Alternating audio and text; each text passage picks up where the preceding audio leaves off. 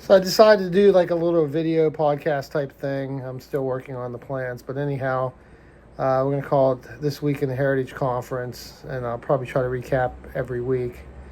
However, there's nothing to recap this week, so we're going to do a little football preview, and I'm going to use the coaches poll. They ranked River Valley first, Marion Center second, United Valley third, Cambria Heights, Northern Cambria, Conemaugh Township, Portage, Purchase Line, Homer City, Penns Manor, Conemaugh Valley, and West Shamokin. Now, like last year, where I thought everyone was kind of stacked in tiers, and clearly Cambria Heights and Northern Cambria were the two best teams. In fact, I told Coach Lewis that his team would be 11-0, so I got that right.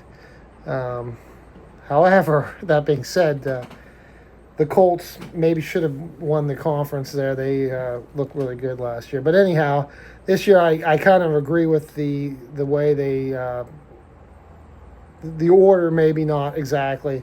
But I think there's four teams that have a chance of winning the conference. That's River Valley, Marion Center, United Valley, and Cambria Heights. There's four teams that could move into that top tier. That's Northern Cambria, and then the three schools I like to call the line schools that I think are going to have really good lines, Conemaugh Township, Purchase Line, and Portage. And then, unfortunately, at the back half there, you got Homer City, Penns Manor, Conemaugh Valley, and West Shamokin.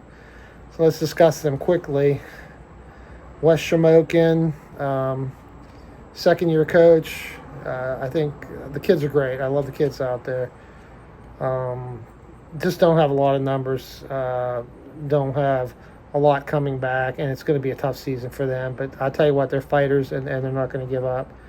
Conemaugh Valley, another team with a newer coach, first-year coach, small numbers again.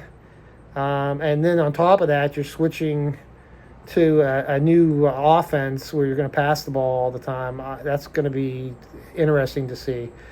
Penns Manor, another first-year coach. Basically, had a very good line last year. It's got to replace a big chunk of the line and some new skill players on top of that. It's a lot of replacement players there. Homer City, love Coach Page down there, but and the numbers aren't terrible, but he's got some holes to also fill. And, a lot of these schools, there's other sports starting to compete with the football, and it's keeping the numbers down. And then in this next tier, let's start with Northern Cambria, even though they have them ranked fifth. Coach Shitty does an incredible job up there. I love going up to Northern Cambria. He lost his whole team. I don't know how they're picked fifth. But if anybody can do it, he can do it. They don't have a lot of kids, but those kids are tough up in Northern Cambria. And out of that second tier of teams, they may have a line too. I don't know, but the other three definitely have good returning lines. And Purchase Line, good numbers for Matt out there. He lost a few skill players, so we'll see who can step up.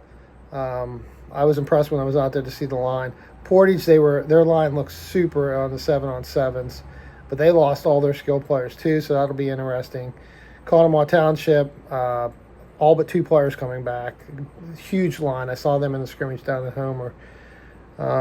Then your top four, Cambria Heights. Coach Lewis is, acting like it's going to be a down season. And if he loses one or two games, they might have his head up there. But he's got a good team with a good line. United Valley's got some really good skill players. It'll be interesting to see how they do. Marion Center, same boat. Really good. I would say probably the best skill players in the conference overall. And then River Valley, stud at running back. Pachetti's a good quarterback. And then they got a big line. We'll see how the line holds out. Big games to start off the season right away. You got tonight. West Shamokin's going up against Portage. That's going to be tough for West Shamokin. That's going to give Portage a chance to get those new skill players into the action, and we'll see how they do. So I think Portage is going to win that one. Marion Center's traveling down the Conemaugh Valley. There's a bunch of games I'd like to go to. That's one of them. I don't think that's going to be that competitive either. Marion Center's line looked pretty good when I was out there to go along with those skilled players. And, new offense, first game, doesn't bode well for Conemaugh Valley. Homer City's going up to Northern Cambria. I think that game's going to tell us a lot about both those teams. If Northern Cambria can win easily, then they might be moving up in that first tier, and it might be a long season for Homer. If Homer can battle, that's good for Homer, because that's going to mean a better season than what some people are expecting. River Valley is hosting Penns Manor. Tough way to start from Penns Manor and their first-year coach. A lot of those players haven't played, and they're going to go up against arguably one of the better teams in the conference. So it's going to be tough for them. So you'd have to assume River Valley is going to win that one. And then we got the two most intriguing matchups, and the two I was tossing on who to go to. You got Cambria Heights at United.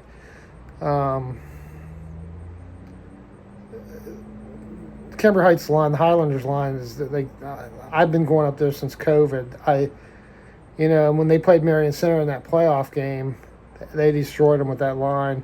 And they had a kid named Taluska. I mean, he wasn't the super athlete, but let me tell you, the kid got 3 yards every time he ran the ball, and you run 4 times, that's 12 yards, that's the first down. So I'm sure they have some skilled players hidden away up there, but they might not need them either. United, they got some really good athletes there. It might be up to their line to see. We'll be able to see how their line is going to hold up against some of the better teams. That should be a very interesting game. I could see that going either way.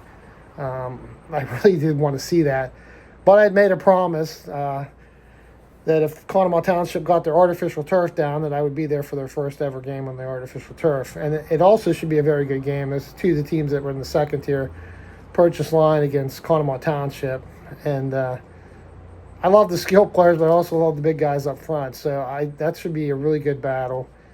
I'm a little concerned with maybe purchase line skilled players, though I do love their quarterback, Ian.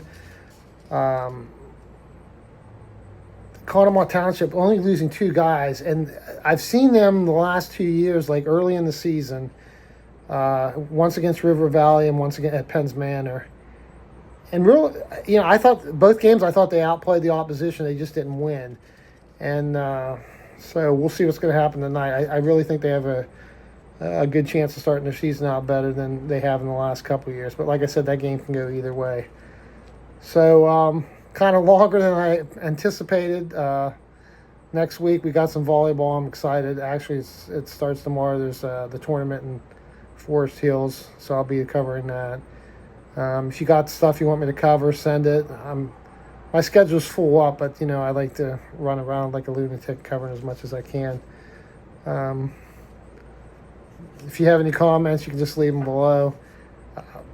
Unfortunately, we keep track of the scores, wins and losses, and according to this, West Shamokin is going to finish last, and River Valley is going to finish first.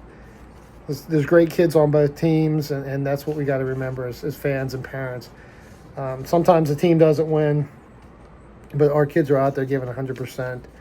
And so support whoever your school is, support your athletes, and enjoy, hopefully, a great football season. Thanks for watching.